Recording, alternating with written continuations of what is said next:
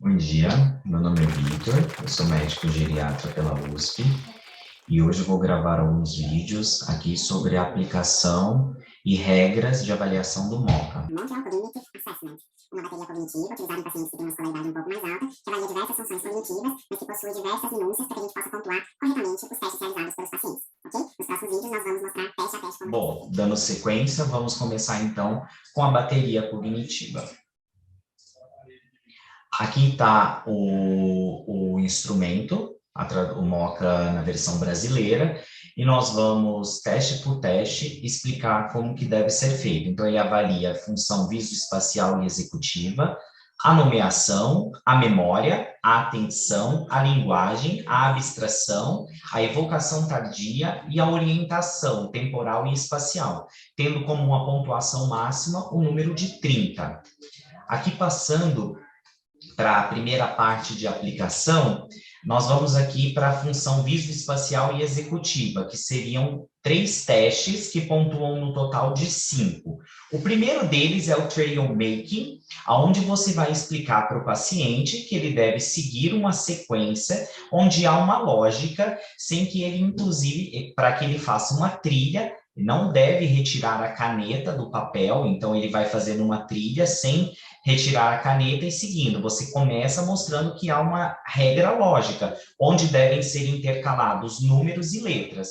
Pois bem, 1 ligando ao A, 2 ligando, e a partir de então ele começa o teste. E você vai pontuar totalmente se o paciente não tira a caneta do papel e segue a seguinte sequência lógica: 2, B, 3, C, C, 4, 4, D, D, 5, 5, E. Então, só repetindo, devem serem alternados números e letras. 1, A, 2, B, B, 3, 3, C, C, 4, 4, D, D, 5, 5, E. Você pontua corretamente como 1 ponto se o paciente faz a trilha corretamente. Na sequência, ele deve copiar um cubo e nesse espaço, logo aqui abaixo do cubo. Você vai pontuar completamente se há essa ideia de tridimensionalidade e se não foi realizada nenhuma linha a mais do que está no desenho do cubo, se há paralelismo entre as linhas, e você avalia e pontua como 1. Na sequência, você vai pedir ao paciente para desenhar um relógio. O teste vale 3 pontos. Ele deve desenhar um relógio de 12, com 12, né? Então, como se fosse um relógio de pulso, e pontuar os algarismos, seja em números romanos ou arábicos. Você vai pontuar adequadamente se ele faz um contorno, então se é feito um círculo corretamente, se os números foram colocados em ordem correta, então 12, 1, 2, 3, 4, 5, 6, 7, 8, 9, 10 e 11. E se os ponteiros estão colocados adequadamente, se o ponteiro das horas é menor do que o ponteiro dos minutos, e se eles estão posicionados no horário em que você orientou. Então, a função visoespacial executiva pontua um total de 5 com esses 3 testes que eu acabei de mostrar. Bom, o próximo teste seria o teste de nomeação. Então, eu vou mostrar aqui como que ele deve ser feito.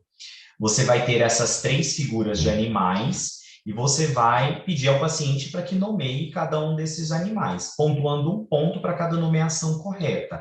Aqui, então, na primeira... Nós temos o leão, na segunda nós temos o rinoceronte e na terceira nós temos um dromedário. Como o dromedário não é um animal muito, não que os outros sejam, mas ele ainda é menos comum para a nossa realidade cotidiana, aqui também é aceito como pontuação correta o camelo. Então, se o paciente fala camelo ou dromedário, você vai pontuar 3 pontos corretamente. Eu vou passar também para a próxima função que a gente avalia no MoCA, que é a memória, mas aqui não há uma pontuação. Por quê? Porque aqui você vai listar para o paciente 5 palavras que serão evocadas mais à frente. Então, você vai falar pausadamente cada uma dessas palavras, vai pedir o paciente para que repita e vai avisá-lo previamente que a gente vai evocar, que ele vai ter que falar essas palavras mais à frente.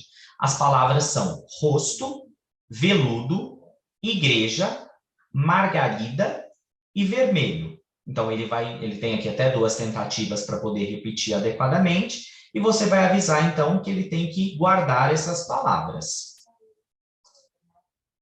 A próxima função cognitiva que nós vamos avaliar é a atenção. E nós vamos fazer da seguinte forma. São 3 testes que no total vão pontuar 6 pontos a soma dos 3 testes. A primeira dela, você vai avisar o paciente que você vai ler uma sequência de números para ele, e no primeiro teste ele deve repetir a sequência na ordem direta. Você gasta mais ou menos 1 segundo por letra. Então, 2, 1, 8, 5, 4. O paciente deve repetir assim que você terminar. Vai pontuar 1 ponto se ele repetir todos os números na ordem correta. A próximo teste, você vai avisá-lo que você vai falar uma sequência que, ao final, ele deve repetir na ordem inversa. Então, 7, 4, 2. 2, 4, 7 é o que o paciente deve falar para que ele pontue corretamente, então, 1 ponto. O próximo teste, também aqui na atenção, o paciente vai ficar com a mão sobre a mesa e você vai avisá-lo que toda vez que ele ouvir a palavra a letra A, ele deve bater com a mão sobre a mesa, para que você veja isso claramente. Aqui, você pode pontuar se o paciente tiver uma intrusão incorreta. Então, se você ler toda a sequência e ele bater a mão alguma vez, ou deixar de bater alguma vez que você falar a letra A, e se ele fizer o restante do teste corretamente, ele ainda assim pode pontuar na totalidade. Mas, se a partir de 2 erros, ou seja, 2 intrusões ou 2 omissões, o paciente não pontua. E o próximo teste que deve ser feito é o teste de subtração. Você vai avisar o paciente que nós vamos fazer contas. Então, você vai perguntar, quanto é 100 menos 7? O paciente respondendo adequadamente, vai seguindo, 93. 93 menos 7, 86. Até que chegue aos 65. Cada uma dessas aqui, você vai pontuar. Se ele tiver 4 ou 5 respostas corretas, você vai somar 3 pontos. Se ele tiver 2 ou 3 respostas corretas, você vai somar 2 pontos. Uma resposta correta, 1 ponto. Aqui eu só gostaria de lembrar, por exemplo, e explicar que se ele erra a primeira conta, por exemplo, 100 menos 7, 90, ele fala 95. Mas a partir de 95, ele acerta todas as outras subtrações. Então, 95 menos 7, ele fala, é 88. Então, está correto. Depois, 88 menos 7 vai dar 81. E ele vai fazendo isso de forma correta, e ele acerta 4, porque ele errou a primeira, ele também vai pontuar adequadamente. Então, aqui, pontuando até um total de 3. Então, o domínio da atenção até 6 pontos, que é a pontuação máxima. A próxima função cognitiva que nós vamos avaliar é a linguagem. Na linguagem, nós iremos avaliar a partir de 2 testes. O primeiro deles, o paciente vai repetir frases que você vai dizer a ele e, na sequência, você já avisa que ele tem que repetir a frase adequadamente. As frases são: eu somente sei que é João quem será ajudado hoje. A segunda frase: o gato sempre se esconde embaixo do sofá quando o cachorro está na sala. Então, você fala claramente para o paciente, de uma forma pausada, onde ele consiga ouvir corretamente. Ele repetindo as 2 frases corretamente, pontua 2 pontos. O próximo teste é o da fluência verbal. Você vai pedir ao paciente, você vai cronometrar durante 1 minuto, que ele fale o maior número possível de palavras que comecem com a letra F. Aqui é muito importante dizer que não vale nem nomes próprios e nem lugares. Então, assim, cidades, né? Você fala o nome, um país, França, ou cidade, Franca. Isso não vale, tá? Então, o paciente tem que falar um maior número de palavras que comecem com a letra F, sem considerar nomes próprios e lugares. E também não pode considerar semelhanças muito próximas. Vou dar um exemplo.